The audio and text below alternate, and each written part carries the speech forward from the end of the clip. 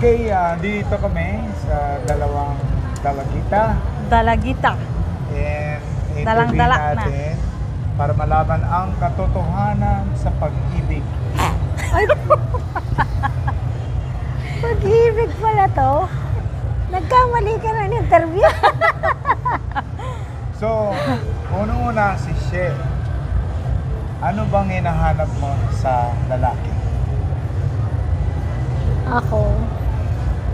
Ano, syempre. Mabait.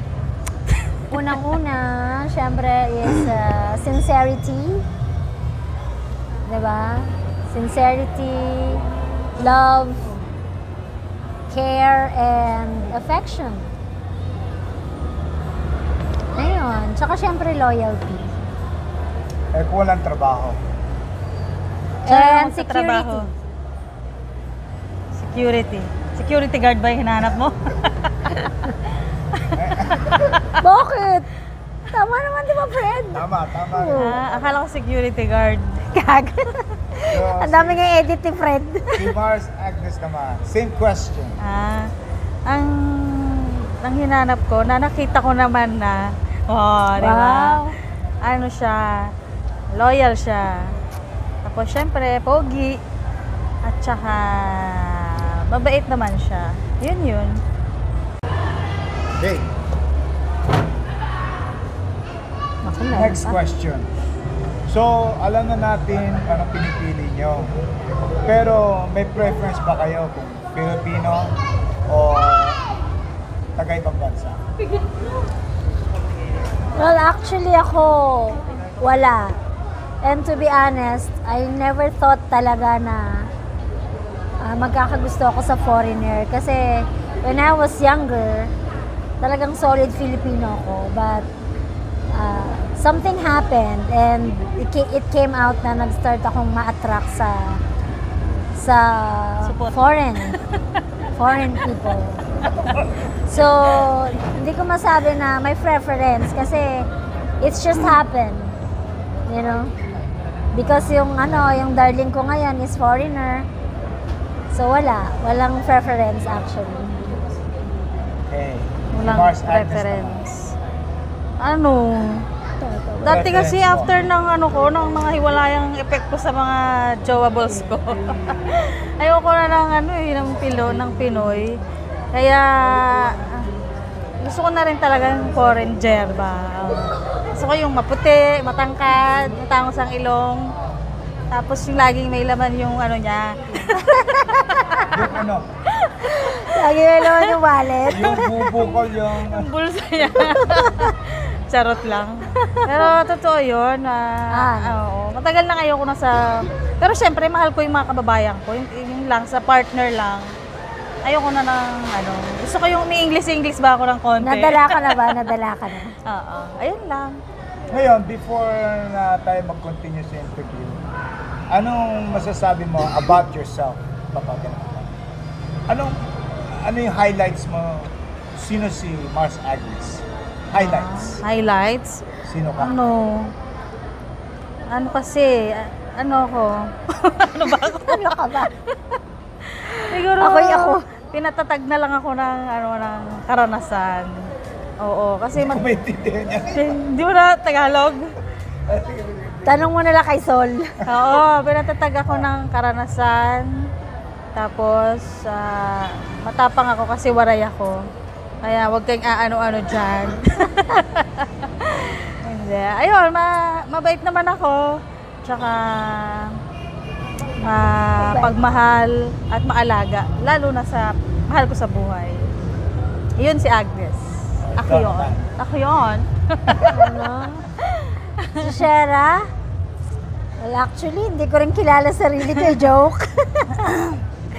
Siyempre ako wala. Totoong tao lang. Naging matapang dahil din sa mga pagsubok sa buhay, pero iyakan na no? Masayahin ako, palabiro. Pagka nakasama mo ko, hindi ka mabubore. Sabi nila, mostly. Maubos lang pera mo. Mauubos lang ang pera niya sa akin. Joke Joke. lang. Ayun, mapagmahal syempre sa taong deserving na mahalin. So, ang pagka-attraction, first, pag nakita mo yung lalaki, naniniwala ka ba sa First impression, first last. impression? Love at first sight? Ay, love at first sight. Ganyan. Paano mo i-explain nyo? Kung totoo ba yun sa sa'yo? Nakita mo siya sa Jollibee. Ano dapat kailangan bago ka mapatingin sa kanya na kakaroon ka ng gusto? Walang love at first sight. I don't believe in that. Pero attraction, of course, because attraction is different from from love. Syempre, we all know na kung sinabi mong love, meron niyang exact definition na wala siya talagang exact definition pero it involves yung totoong nararamdaman, di ba? From within. Pero kaya hindi totoo yung love at first sight. Pag may nakita kang tao na sa tingin mo, syempre physically, di ba? You will get attracted physically. Crush lang yon, infatuation lang yon, pero it's different from love. Pero yung reference kanina pala, actually meron. Mahilig ako talaga sa white complexion. Mabilis ako mas ma-attract ako sa ganyan. Yung maganda yung skin. Yan lang. Kumbaga sa manok, hindi native ang gusto niya. White leg. White leghorn. White leghorn. Yung Yung nagpipink pa yung putis. Lang yun Yung sa pink yung attraction. talampakan. Sa attraction lang yun. Pero di ba yung ang topic mo is if you believe in love at first sight. No, there's no such things like that. Kasi iba ang definition ng love. So, Kaya naman, Mars. attraction. Attraction siguro. Na-attract Paano mo sa... ka ma-attract sa isang tao? Naniniwala ka ba sa love at first sight? Nakita mo siya, pogi, na-inlove ka na kagad. Can that happen? Nangyayari ba sa'yo yun? Sa tanda ko, hindi na, Hindi, from your experience, overall, nakikita mo, pag meron ka nakita pogi o pangit or siguro, nakakotse. dati, nung kabataan, ayan, yung first impression, ganyan, chubanes. Na-attract ako sa matangkad talaga, tsaka matangos ang ilong mo, white leghorn. Blue eyes ang hinahanap. Pero, sa ngayon, hindi na. Kasi, before kasi hindi. oo, nagbe-base na ako talaga sa pagkausap mo, kung masaya ka bang kausap siya, kung kampante ka, kung komportable kang kasama mo siya, ganun. Ganun na ngayon. Kasi nagmamature na nga tayo, ganyan. That brings me to the next topic kasi since this maturity ang pinag-uusapan. Pagdating doon sa forbidden word na sex, ano ba yung expectation nyo sa mga lalaki? How long? Jumbo hotdog. Performance? Lahat. Ikaw muna mag-isa kasi Buto looks ko. like parang hidake. No, I'm not. Kasi nga wala.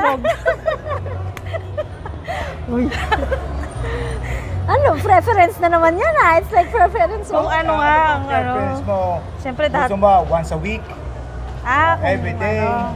When it comes to 30 minutes? when it comes to minimum? making love, Oo. Gusto ay mo wala. ba- Laban as long as I Basta- can. Diba? basta mag- Araw-araw Init. gusto mo. Expectation mo sa kanya. expect ako. Yung expectations, yung partner ko is not that young anymore. So, diba, I am younger than him. So, I'm not expecting so much from him. Pero, it doesn't mean na malilesen yung love mo sa tao. Diba? So, once a week. Not really. Well, Every other week? Every other day. Every meal. It always depends on him kasi I'm always ready to Pero go. ano expectation mo? Like, Sa jowa mo, ganun. every day, every other day? Every day, di ba? Every day like 5 times a day. Just kidding. No, joke lang. Ako din, mga ganun. Once a day. Or siguro 5 times a week. Ganyan. 30 minutes a piece. 5 times a Talagang week. may oras pa. Parang sa isang linggo ba, Oh, 2 ganun ako. araw ang wala. Ganun, may pahinga oras ba? Ako, may time clock ako. Kailangan, ano? May alarm clock. Oh, so titigil kasi di mo tapos ang time. May alarm clock. Oo, kasi depende na rin sa jowa. Kasi nga, di ba may edad na rin naman. Kasi ano eh. Kasi di ba, doon din nangyari ng paghihiwalay ng mag-asawa. Oo, importante talaga ang Kung yung sex, lalaki no? hindi na siya na show affection, love making, ganun. Kaya naghihiwalay, di nawawala na interest mo. Ah, Di ba? Kasi that's part of relationship. love, yeah, relationship. Yung naghabol lang kayo, di ba? Di ba? Maliligo ka sana, pero hinahabol ka. O, di ba? Tapos naapakan yung tuwalya, something like that. di ba? Siyempre, you can apply that if you are on the same Apakan age, tuwalya. diba? Oo, apakan yung madaya eh.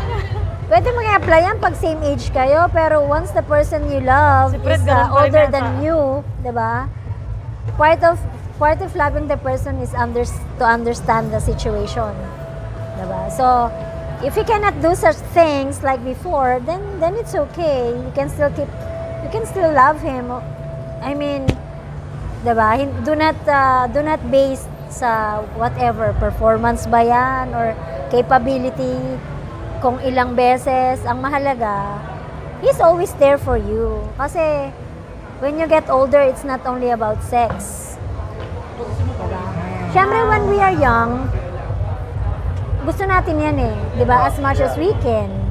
Yes, yes. Para mauubusan ka, parang Oh. parang babe yan eh. Go and go and go. Pero, Ikaw, Bars, ganun din. Oo. Ganun din. Kasi, parang mabilis na rin ako mapagod. So may two questions pa ako. So isa, anong masasabi mo sa mga batang o dalaga ngayon? Anong advice mo sa kanila, starting with you? Na anong hahanapin nila sa lalaki para maganda yung relationship nila at buhay? Ang mapapayo ko. Anong papayo? Siyempre, mga katulad veterano na nga, tayo. Katulad ng Especially pinapayo ikaw, ko sa babae, anak anak ko mo. nga na, Correct. Anong masasabi mo? na sa wag silang pabigla-bigla ba, na kilalanin muna si jowa or si boy kung paano siya makisama sa iyo, sa pamilya mo, kung gaano kanya kamahal, kung nare-respeto, ganyan. Pero syempre, kung nagmahal na sila, di go lang, tapos kilalanin na lang nila. Ganun. At saka sa mga kabataan na nandyan, nasaan ba kayo? Nasaan ba Huwag sila? sana kayong magpabigla-bigla na porket may jowa kayo, papajontis na kayo. Huwag naman ganun kasi para sa future nyo, dapat relax lang kayo. Yung mga vagina nyo, i-relax nyo lang yung mga vagina nyo. I-relax nyo lang ang sarili nyo, mahanap nyo ang totoong pag-ibig, mahanap nyo ang totoong lalaking magpapaligaya sa inyo at sa magiging anak nyo, ganun. So, ayun lang. O ikaw naman, ano ma-advise mo sa mga high school girls na wala pang alam sa pag-ibig? Ako naman, I will speak dahil isa na akong ina and I have a 16-year-old son. Lagi kong ina-advise sa kanya, syempre, can be apply sa mga manonood ngayon, ng mga kabataan, o kaya sa mga parents na manonood nito. Wala, like ko lang sinasabi sa anak ko na hindi ka naman pinanganak na mayaman, pero you have a chance to make your life better. Kaya sabi ko, always study hard. Yung mga girls, nandyan lang yan. Have a dream. Tapos, kung sino yung magugustuhan mong babae in time, para magkaroon kayo ng magandang future. Diba? Para hindi naman magiging kawawa yung makakasama mo. Pipiliin mong makakasama mo sa buhay mo in the right time. So, study hard. Diba? Work for your dreams pala. And then, diba, once na nag-mature ka na, be stable, then you can decide for your own life, of course. Siyempre, laging wish lang ng magulang sa mga anak ay maging successful kasi hindi nyo kami kasama forever. Diba? Para pagka dumating man yung panahon, hindi nyo na kami kasama, ano kami, masaya kami na mawawala sa mundo kasi alam namin na okay kayo. At saka together with your own family. Yun lang.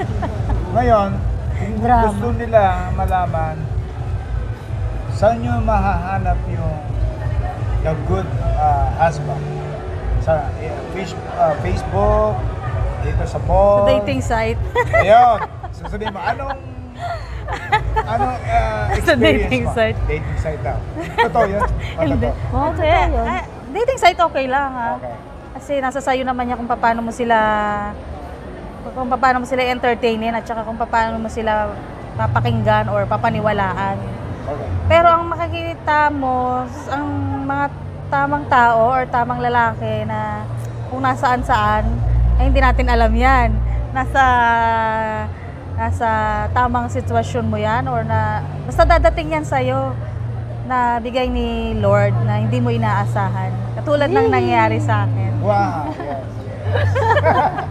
Ikaw naman. Saan nila mahahanap? Siyempre, magsasalita ako based on experience din, di ba? So, both of us, we met our partner, although na hindi pa kasal, sa dating site. Pero, siyempre, I know, Anong dating site sa'yo? not everyone will agree na maghanap sa dating site. Baka kailangan especially nila ng younger ano, people. di ba? Kung saan ka kukuha ng partner. Kaya sabihin nyo kung anong No, sites. Kasi, di ba, Sa tag? Kasi, Tag when ba? we get mature, parang, since hindi naging successful yung marriage, you will find, it's not about maghahanap ka. Parang, like what she said, darating na lang yan, pero hindi yung nakaupo ka lang. You need to do something, di ba? Tulad nung, di ba, we tried to join in a dating site na hoping that one, di ba, na maybe nandyan yung forever ko. So, it's not easy to have a long distance relationship kasi I was married, so diba, he cannot stay here for good on the first time. So, lahat kailangan ng right timing. I'm not advising na sa dating site kayo maghanap, pero luckily and we are blessed to find our partner doon. So, bakit hindi niyo subukan those who are looking for Jowa. real relationship. Kasi it's not about kung saan mo sila mahahanap. Like what she said, darating yan sa tamang panahon na para kung sino man yung tamang tao para sa'yo. Hindi mo nga masabi kung tamang tao pa rin yun sa'yo di ba? Basta may dumating sa'yong magmamahal, tatanggapin ka kung sino ka, even your past, di ba? We love you for who you are. And then, masarap nang makasama yung taong ganon. Diba? At the same time, madidevelop yung feelings mo. Hindi naman yan love at first sight Siyempre, kikilalanin mo rin yung tao. Like sa kanya rin, for sure, gagawin niya rin yun sa'yo, kikilalanin ka. Sa akin naman, my personal opinion, ang dating website is not a bad idea. Actually, it's a good idea kasi ayun ang pinaka-entry mo to reach out sa mga ibang tao. Naghahanap din, di ba? Yes, doon kasi sa website, naghahanap na rin. Ikaw naghahanap na rin, then doon kayo. Naghahanap. So, okay lang yon, hindi masama yon. And sa akin, approve ako doon. If it happens na kailangan ko, then I will do the same thing. Pero, there's nothing wrong. Ang nagkikita ko dito, lahat tayo we're looking for a mate para maging masaya. And looks like, sa opinion ko, lahat tayo, we found a partner na magiging masaya yan at tayo. So, mag-farewell tayo. So, you tell your name, ikaw, pangalan mo. Agnes Abainsa. Sherilyn Abeto here. And sana magustuhan niyo yung vlog ng aming friend. And mag-subscribe kayo. Subscribe and like and share. Like and share and just click the notification button para maging updated kayo sa mga vlogs niya. Thank you!